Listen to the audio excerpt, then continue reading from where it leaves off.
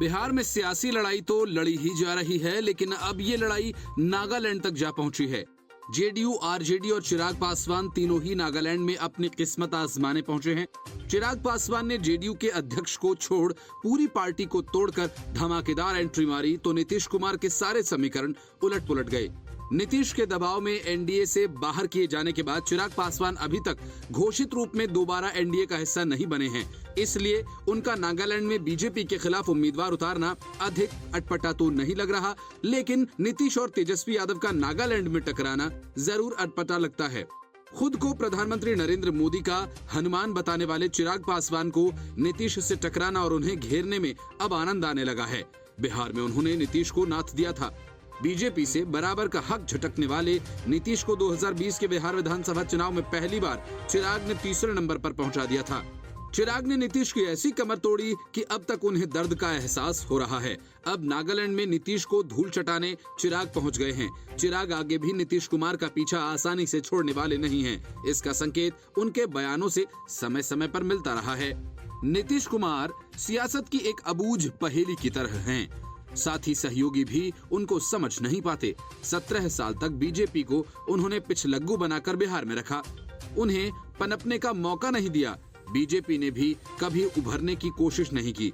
BJP का बिहार में उभार पहली बार 2014 के लोकसभा चुनाव में आया, जब उसने और उसकी सहायता से सहयोगियों ने 40 में से 39 सीटें जीत लीं।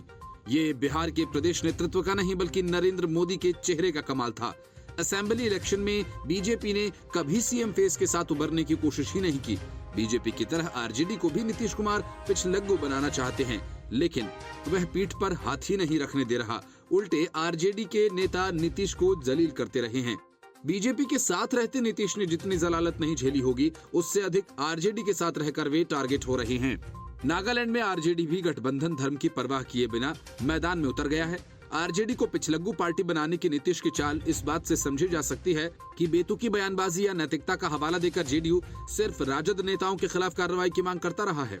वो आरजेडी को अपने ही लोगों पर कार्रवाई करने को बाध्य करता रहा है। अपने 2 मंत्रियों से आरजेडी को इस्तीफा लेना पड़ा था।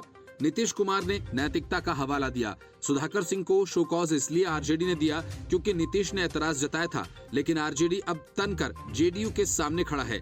आलोक मेहता और चंद्रशेखर के बयान पर जेडीयू की आपत्ति के बावजूद तेजस्वी ने चुप्पी साध ली है।